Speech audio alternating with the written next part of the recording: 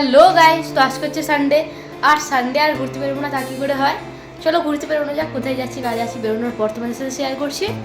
আর ফার্স্টে তো পার্টনারকে নিতে হবে, তাই না? চলো যাওয়া যাক। চলো এসে গেছি অলমোস্ট ওই বাড়ির সামনে। বাইরে বেরিয়ে দাঁড়াতে বলেছি, দেখি বেরিয়েছে কিনা। আর যাওয়ার পর তো আমি পুরোই অবাক, কারণ এই প্রথমবার বোধহয় প্রপার টাইম, মানে যে টাইমে আমাকে রেডি হতে বলেছে সেই টাইমে রেডি হয়েছে। আমি তো অবাক। চলো এবার বেরোনো যাক। আর আমরা সুন্দর প্রকৃতি এনজয় করতে করতে ঠিকও করে ফেললাম যে কোথায় যাব। আর দেন চলেও আসলাম। আমরা ঠিক করেছিলাম আমাদের বাড়ির কাছাকাছির মধ্যে যে পার্কটা পড়ে, মানে নীলাঞ্জনা পার্ক, আমরা আজকে সেখানেই যাব।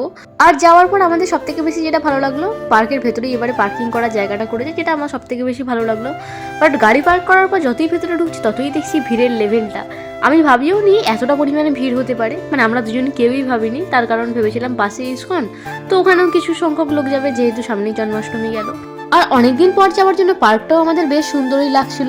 কারণ হলো সব থেকে বেশি যেটা, আজকের প্রকৃতি ছিল অসম্ভব সুন্দর। তোমরা যারা ভিডিওটা আমাদের ভালো করে দেখবে তারা বুঝতেই পারবে আজকের আকাশটা কতটা পরিমাণ সুন্দর ছিল। আর তোমরা যত ভেতরে ঢুকছো তত বুঝতে পারছো যে কি পরিমাণ ভিড়। আমরা তো দাঁড়ানোরটুকু জায়গা পাচ্ছিলাম না, মানে একটু যে ছবি তুলবো সেরকম কোনো প্যাসেজ পাচ্ছিলাম না। অ্যাট লাস্ট আমরা অনেক ঘুরে টুরে একটা জায়গা পাবো যেখানে আমরা দাঁড়িয়ে একটুখানি ছবি টবি তুলবো।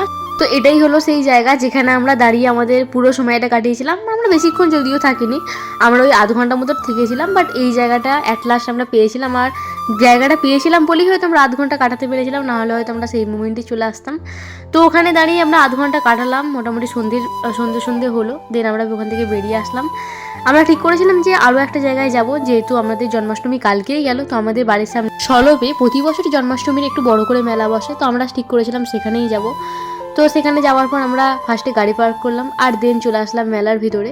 জানো তো এই মেলাটা না আগে অনেকটাই বড় করে হতো, বাট যত দিন যাচ্ছে তত মেলাটা ছোট হচ্ছে। বাট স্টিল মেলাটা হচ্ছে, এটাই অনেক বড় কথা। কারণ অনেক জায়গায় এরকম মেলা ছোট হতে হতে এখন বন্ধই হয়ে গিয়েছে।